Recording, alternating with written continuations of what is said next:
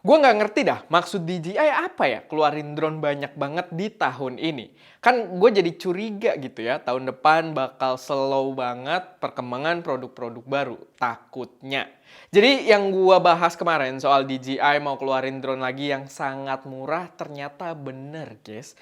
Drone-nya udah meluncur dan kita bahas sedikit di Shutter News kali ini beserta dengan banyak informasi menarik lainnya.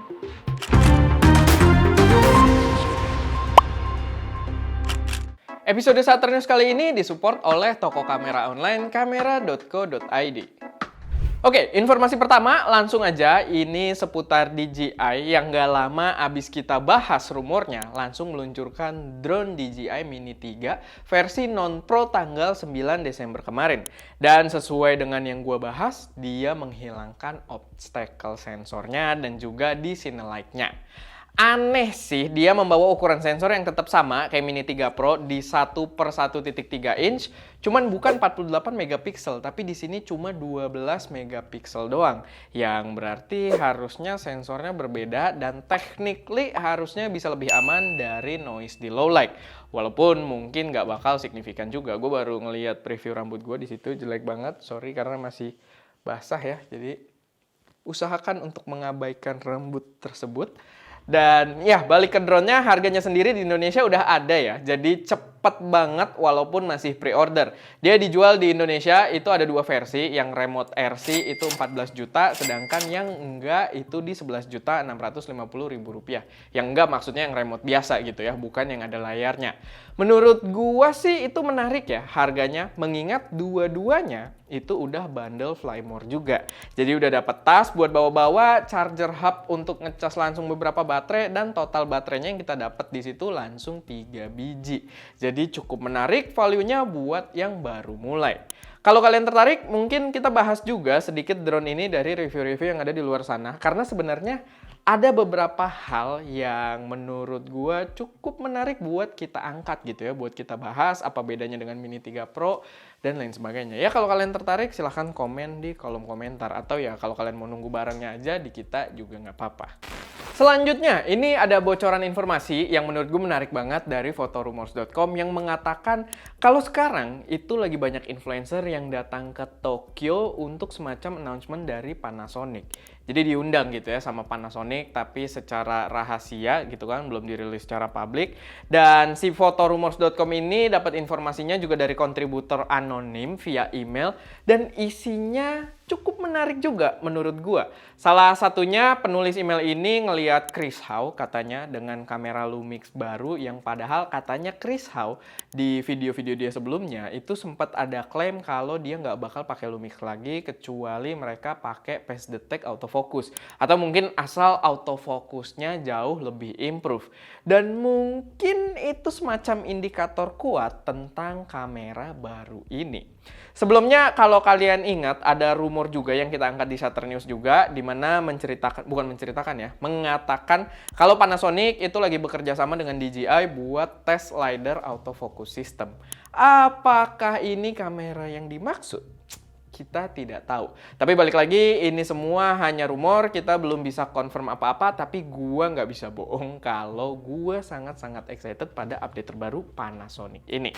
Selanjutnya ini berita dari luar angkasa, di mana mengutip dari dpreview.com, NASA baru aja merilis beberapa foto bulan selagi Orion bersiap untuk kembali ke bumi. Jadi sekalian melintasi bulan, sekalian moto gitu ya, bukan foto dari bumi. Yang kemungkinan Orion itu bakal balik lagi berada di bumi di tanggal 11 Desember. Yang ketika gue syuting video ini, live-nya itu bakal ada sekitar 2 jam lagi. Jadi harusnya ketika video ini tayang, harusnya dia udah balik gitu. Jadi kita tidak tahu sukses atau enggaknya splashdown balik ke bumi. Tapi ya itu sedikit update, mereka memberikan beberapa foto-foto yang menarik dari luar angkasa gitu. Foto bulan tersebut. Dan itu membuat gua cukup ingat gitu ya betapa kerennya negara gua yang abis ngesahin undang-undang seputar selangkangan. Biasanya orang-orang di level itu percayanya NASA itu tipuan dan semua itu palsu, fana, CGI gitu kan, buat bego-begoin orang kayak mereka. Padahal ngapain gitu, bego-begoin orang bego. Selanjutnya ini ada sebuah brand HP bernama Tecno, itu memperlihatkan sebuah HP dengan kamera boba berukuran di luar nalar gitu ya. Maksudnya boba ya kayak kamera iPhone gitu ya, tampangnya cuman dia lebih gede lagi. Dan salah satu kameranya ini disebut dengan First Retractable Portrait Lens. Jadi dia pertama kali katanya, walaupun gue udah lihat beberapa kamera yang punya retractable lens juga ya, cuma dia nambahin portrait lens di sini, jadi mungkin itu pembeda. Cuman jujur gue sih belum begitu tertarik ya. Karena beberapa kali kamera HP dengan moving parts kayak lensa yang bergerak itu biasanya masanya nggak bakal lama. Jadi ya sekedar gimmick yang menarik aja. Informasi yang mungkin bisa jadi bahan obrolan kalian. Terakhir, kalian inget nggak sih kalau gue pernah bahas di Saturn News juga beberapa episode yang lalu, kayaknya nggak terlalu lama juga, waktu Zhiyun ngeluarin dua lighting keren, yaitu Zhiyun 5 Ray M40 dan juga F100. Yang compact tapi punya power luar biasa, dan gua request banget Zhiyun Indonesia buat masukin produk tersebut. Dan ternyata gear tersebut sudah mulai dijual di beberapa toko kamera di Indonesia. Dan yang lebih menarik lagi, kita udah dapat akses ke gear tersebut dan masih dalam masa untuk coba-coba produknya. Semoga bisa cepat gue bahas, tapi silahkan kalian tunggu aja. Cuman ya sedikit teaser aja, mungkin kita nyalain lighting kecil ini dengan power 40 watt gitu ya. Semantep apa sih cahayanya kalau gue ngadepin atas? Cukup luar biasa gitu ya, tapi ya itu 40 watt dari lighting sekecil ini, lihat. Luar biasa. Dan ya, paling itu aja sih sedikit informasi yang bisa gue sampaikan di Saturn News kali ini. Silahkan kalian tunggu review dari lighting ini. Nggak cepat, gue juga nggak janjiin minggu ini, tapi ya itu sedikit gambaran buat kalian. Jadi buat yang belum subscribe dan kepo, silahkan subscribe dulu, oke?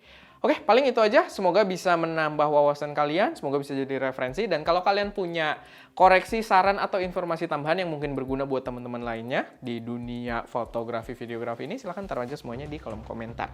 Oke, itu aja. Gue Erwin, di belakang kamera Daska, dan jangan lupa untuk berkarya.